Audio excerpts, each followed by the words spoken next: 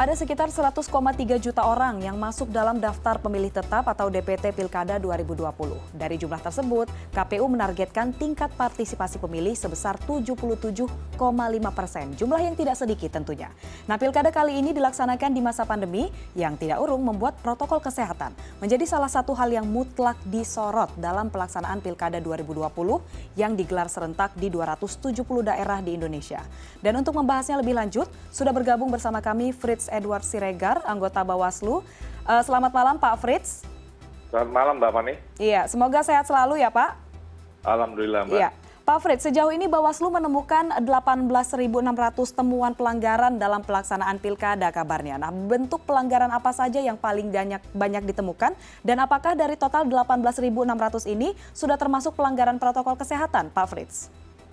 Ya, baik Mbak, terima kasih. Pertama-tama kita harus memberikan apresiasi kepada seluruh pihak, kepada KPU, Bawaslu, Satgas COVID-19, kepada pihak kepolisian, Satpol PP, pemerintah daerah yang bersama-sama dengan kita, tentu saja dengan teman-teman media, melakukan berbagai kegiatan untuk kita dapat melakukan hari pemungutan suara pada hari ini.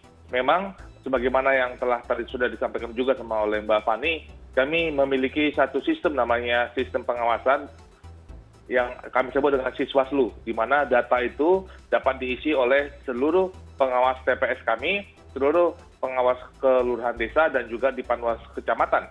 Dan sampai dengan tadi, dengan pukul 13.30, kami menemukan laporan dari 122.700 TPS atau dari 122.700 pengawas TPS kami yang sudah melaporkan. Memang sampai dengan pukul 13.30 tadi kami menemukan ada 18.668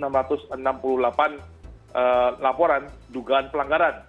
Memang paling banyak itu seperti adanya pembukaan pemungutan suara dimulai lebih dari pukul 7 waktu setempat, sekitar ada 5.513, dan diikuti dengan surat suara kurang ada di 2.324 TPS. Memang tadi terkait dengan pelanggaran protokol kesehatan, kami menemukan ada 1.454 tidak ada fasilitas cuci tangan di lokasi TPS, dan juga ada 1.172 terdapat KPPS yang diduga masih kreatif, itu masih bertugas. Tapi itu data-data tersebut telah kami sampaikan untuk segera diverifikasi kembali oleh pengawas TPS kami dan juga oleh pengawas desa kami untuk dapat segera dikomunikasikan kepada KPU, Mbak. Ya, apakah sudah ada konfirmasi Pak terkait di wilayah atau daerah mana saja pelanggaran-pelanggaran tersebut dilakukan atau terdapat? Ya, memang ada, misalnya seperti ada surat suara yang kurang, ada di Kabupaten Mamuju dan di Mamuju Tengah, ada di Kabupaten Batanghari, Kota Semarang, Minahasa Selatan, Sumatera Barat, dan Bandar Lampung misalnya juga. Atau misalnya juga kami temukan ada TPS yang tidak menyediakan bilik khusus bagi pemilih yang suhu tubuhnya di atas 37,3 derajat Celcius. Atau juga ada petugas KPPS yang terduga yang memiliki COVID-19 di daerah Tomohon di Sulawesi Utara. Jadi itu bagian-bagian daripada proses pengawasan yang kami minta untuk segera pengawas pemilu kami untuk segera verifikasi kembali dan dilakukan tindakan yang seharusnya, seperti melakukan kajian terkait dengan apakah ada dugaan pelanggaran administrasi ataupun dugaan pelanggaran pidana yang ada. Ya, Pak Fritz, ini indikasi temuan pelanggaran yang cukup banyak, bahkan sampai ribuan begitu. Artinya apakah kemungkinan akan ada pilkada atau pemungutan suara susulan atau pemungutan suara ulang, Pak Fritz? Kalau kita melihat, Mbak, kalau sebuah pemilu lanjutan, ya itu bisa dilihat syaratnya sebagaimana diatur dalam pasal 120 dan juga pasal 122. Kalau kita melihat karena ada bencana alam, karena ada gangguan lain, gangguan keamanan, hal-hal seperti itu akan lebih banyak masuk ke dalam pelanggaran administrasi yang akan dikenakan kepada petugas KPPS yang ada. Dan kalau kita bisa melihat apakah mungkin ada pelanggaran pidananya, kita akan lihat lebih lanjut. Tapi berdasarkan pengamatan kami pada saat pemungutan suara itu tidak melanggar aturan sebagaimana diatur dalam undang-undang, pasal-pasal ataupun unsur-unsur untuk terkait dengan penundaan pemilihan itu belum kami temukan. Oke, baik, berarti memang masih kita lihat dulu perkembangannya seperti itu karena pasti ada verifikasi lebih lanjut yang harus dilakukan oleh pihak Bawaslu begitu ya Pak Fritz? Ya, ya, Pak Fani. Ya. Lalu terkait pelanggaran protokol kesehatan Pak Fritz, tadi disampaikan di awal bahwa ada 1.000 lebih begitu untuk pelanggaran protokol kesehatan yang ditemukan sejauh ini. Apa saja Pak kendala yang ditemui untuk pengawasan protokol kesehatan di daerah? Mengingat setiap daerah memiliki kontur yang berbeda-beda dan juga situasi dan kondisi yang berbeda-beda. Seperti apa Pak Fritz? Ya, memang kalau kita lihat tadi bagaimana tadi sudah juga disampaikan oleh tadi para pemilih bahwa pada saat misalnya saya tadi hari ini ada berada di Karawang melakukan pengawasan di Karawang.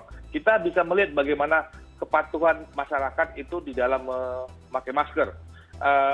Masyarakat sudah tahu atau dari berbagai daerah yang kami lihat bagaimana cara memakai masker untuk hadir di TPS, kemudian bagaimana siap tahu saat dia masuk ke TPS sudah langsung diberikan sarung tangan. Masyarakat sepertinya informasi yang disampaikan oleh berbagai pihak itu juga telah dapat diketahui oleh masyarakat, sehingga kepatuhan masyarakat itu kita bisa lihat, Mbak. Tapi kan kemudian kita akan melihat bahwa bagaimana persoalan dengan logistiknya. Kami melihat dari laporan yang ada, hampir semua TPS itu memiliki logistik sebagaimana yang diatur oleh KPU. Tapi kan kemudian kita bisa melihat, Mbak, apakah pelanggaran protokol itu terjadi pada saat pemungutan atau pada saat penghitungan. Karena kalau pada saat pemungutan biasanya kan flow-nya itu berjalannya pelan-pelan. 1, 2, jadi 3, 4, 5 gitu. Jadi maksudnya tidak secara bersama-sama. Tapi kan pada saat penghitungan yang tadi pada pukul 13.00 sudah dimulai dan juga itu yang biasanya akan memiliki banyak terjadinya berkumpulnya orang karena ingin melihat hasil penghitungan. Dan oleh karena itu makanya koordinasi dengan Linmas dan pihak kepolisian yang ada di masing-masing TPS sangat diperlukan untuk dapat mencegah kerumunan pada saat penghitungan. Ya, untuk pelanggar protokol kesehatan ini Pak Fritz, apakah nanti akan ada sanksi yang diberikan kepada para pelanggar?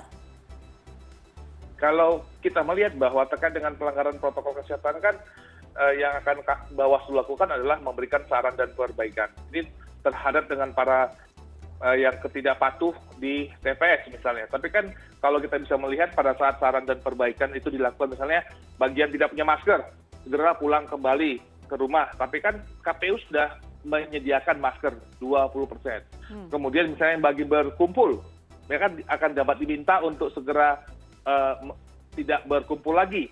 Dan pada saat itu dilakukan, maka dapat melanjutkan proses pemungutan. Dan pada saat juga tidak patuh misalnya, kemudian kita akan serahkan kepada kepolisian untuk ditindaklanjuti. Ya. Lalu terakhir Pak Fritz, di Pilkada kali ini tingkat partisipasi masyarakat berbeda dengan Pilpres 2009 lalu. Cenderung rendah, di mana fenomena golput ini marak terjadi pada Pilkada kali ini. Bagaimana Anda melihat fenomena ini Pak Fritz? Ya, kalau kami melihat bahwa dalam melaksanakan hak politik, di mana kita semua kan melaksanakan tugas kita masing-masing. Kami sebagai penyelenggara ingin agar proses pemilihan itu berlangsung sehingga dengan damai, kemudian secara demokratis, jujur dan adil, dan juga menerapkan protokol kesehatan. Dan berbagai usaha itu telah dilakukan oleh semua pihak. Tapi kan kemudian itu kan kembali kepada para pemilih, kembali kepada mereka yang memiliki keinginan untuk dapat hadir di TPS. Dan saya rasa itu menjadi sebuah persoalan kita bersama, bagaimana sehingga para kawan-kawan yang tidak berkeinginan untuk hadir itu di suatu hari itu bisa dapat hadir untuk memberikan pencoblosan. Mungkin dengan modifikasi dalam proses pemilihan atau terkait dengan apakah dimungkinkan suatu hari dengan cara yang tidak datang ke TPS tapi dengan cara yang early voting atau dengan memakai pos atau memakai elektronik, itu kan berbagai sistem yang mungkin kita bangun untuk di masa yang akan datang, Mbak.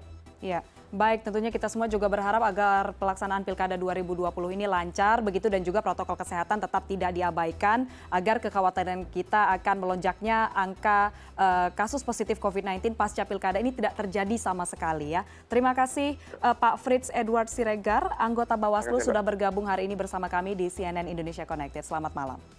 Selamat malam.